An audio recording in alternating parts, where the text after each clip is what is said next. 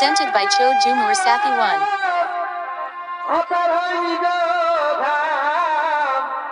কিন্তু জানে না সে জন্মের বিবরণ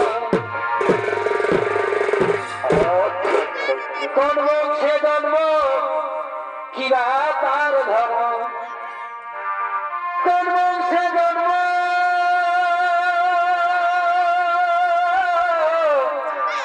কিবা তার ধর্ম জিজ্ঞাসিতে আছে মাতার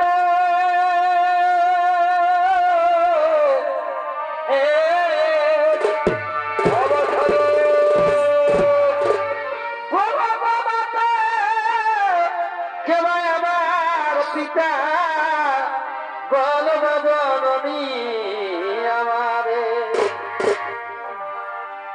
তাই বল জননী আমার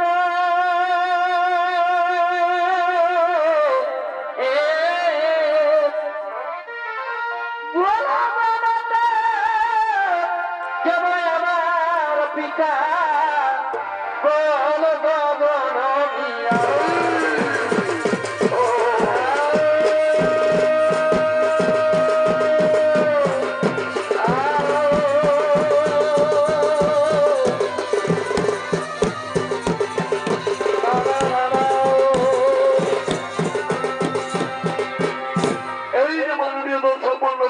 ইনি হলেন সেই কুম্ভকর্ণের পুত্র ভীমরাক্ষস।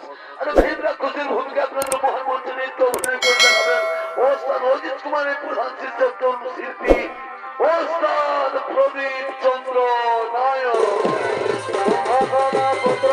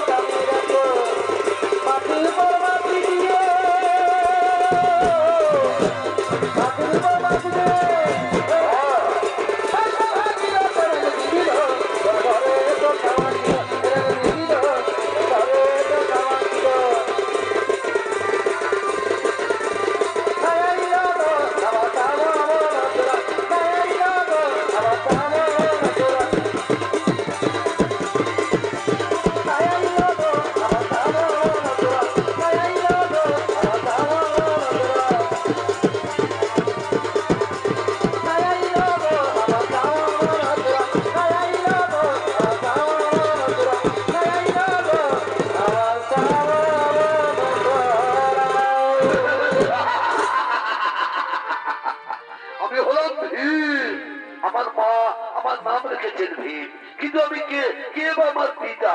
আজও পর্যন্ত আমার পিতাকে আমি নিজের চোখে দেখলাম না। যতদিন যতবার আমার মাতাকে জিজ্ঞাসা করেছি পিতার কথা, কিন্তু মাতা আমায় বলেননি। তাই তো আজ তো আমি বড় হয়েছি, আজ আমাকে জানতে হবে কি আমার পিতা, কি আমার জন্ম পরিচয়। কিন্তু কোথায় কোথায় আমার মা, কোথায় মা?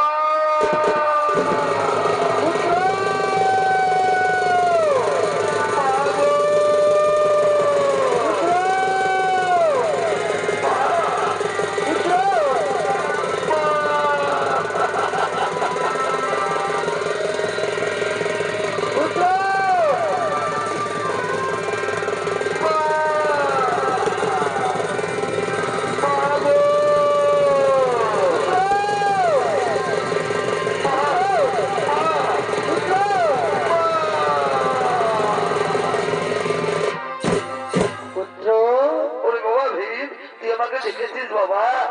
মা, মা গো, তোমার এই অধম সন্তানের প্রণাম জননী।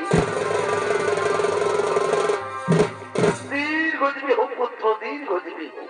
বলো বাবা, এই সময় রেখে তোমার মায়ের কাছে কি চাও পুত্র? মা, মা গো, আজ আমি তোমাকে সেই একটি কথার উত্তর চাই মা।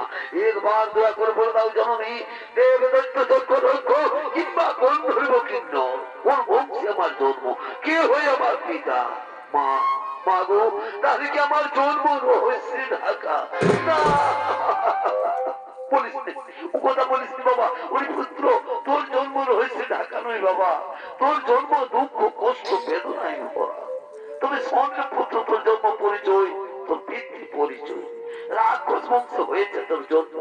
রাক্ষস বংশের শ্রেষ্ঠ রাজা মহারাজ রাবণের ভাই কুম্ভকর্ণ তোর পিতা। ওই পুত্র, ওই স্বর্ণ লঙ্কায় খুবই সুখে দিন যাপন করতেছিলাম, কিন্তু জানি না বিধাতার কি বিড়ম্বনা নাকি ভাগ্যের পরিহাস। তোর জ্যেষ্ঠ দাস মহারাজ দশরথ একদিন হরণ করে এনেছিলেন এক নারী, আর সেই নারী ছিল অযোধ্যার মহারাজ দশরথের পুত্র শ্রীরামচন্দ্রের স্ত্রী সীতা। ওই সীতা হরণের অপরাধে শ্রীরামচন্দ্র রাক্ষস বংশের হাজার হাজার মন্ত্রী সেনাপতি লক্ষ লক্ষ রাক্ষস বংশের বংশধর কাউকে জীবিত রাখেনি পুত্র। সমস্ত রাক্ষস বংশ ধ্বংস করে দিয়েছে। বলি বাবা, আমি তোকে তখন গর্ভাবস্থায় নিয়ে রাত্রে অন্ধকারে পালিয়ে এসেছি এই কামরূপ কামাখ্যা। তাই তোকে বলি বাবা, তুই যাবো তাদেরকে চক্র ছেড়ে দিয়ে ওই পুরোনো দিনের কথা ভুলে যা বাবা, ওই পুরোনো দিনের কথা ভুলে যা।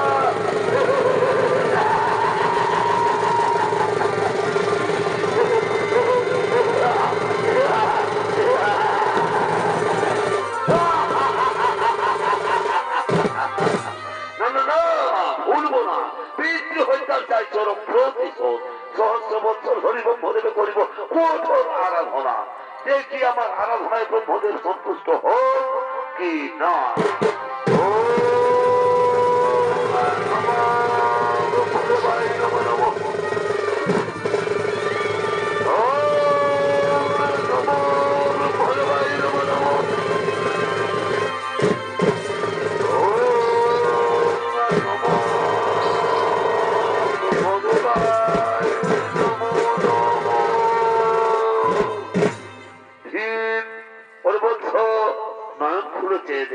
তোর আরাধনায় সন্তুষ্ট হয়ে তোর আরাধ্য দেবতা ছুটে এসেছে তোর কাছে, এসেছেন ওগো ভগবান, ওগো ঠাকুর, এই অধম সন্তানের প্রণাম গ্রহণ করছে ভগবান। আয়ুষ্মান হব। বলো ভীম, কিবা এত কোন প্রয়োজনে রাখিয়াছ মোরে? মাগিলে হব না মতো বর চলে যাই আপনা বাসে। ওগো ভগবান, ওগো আমার বর দাতা, দয়া করে যখন আমাকে বর দিতে এসেছেন ভগবান, দিয়ে যান আজকে এই বর, আমি যেন স্বর্গবর্তর সাফল জয় করে অমর হয়ে বেঁচে থাকি পৃথিবী মাথায়। তথাস্তু বিরাময় মোর। সর্বত্র প্রকারান্তে আমি তোমায় করিলাম অমর, কিন্তু জেনে দেখো এই স্বর্গবর্তর সাফল দিনপুরের মালিক দেবাদিদেব মহাদেব, তিনি যদি ইচ্ছা করেন পৃথিবী প্রলয় করতে পারেন। তাই তুমি জেনে রেখো বৎস, যেন শিব ভক্তের চোখে না ঝরায় কোনোদিন জল। আর তা যদি হয়ে থাকে তাহলে মৃত্যু শিরোধার্য, মৃত্যু শিরোধার্য, মৃত্যু শিরোধার্য।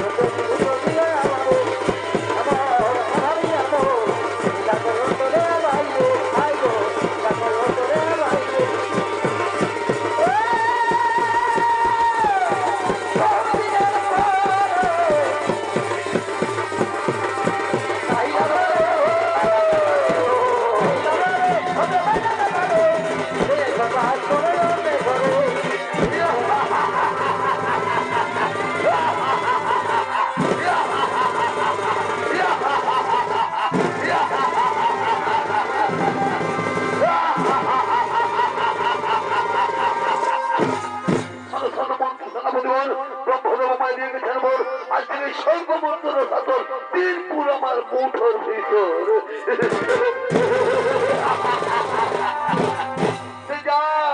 যাও রে মন্ত্রী সেনাপতি বল, আজ থেকে পৃথিবীতে বন্ধ করে দাও পূজা পাঠ ভজন কীর্তন হরিনাম গুরুনাম সমস্ত কিছু। আর চলো আজই আমরা আক্রমণ করবো ওই স্বর্গ রাজ্যের ইন্দ্রপ্রস্থ।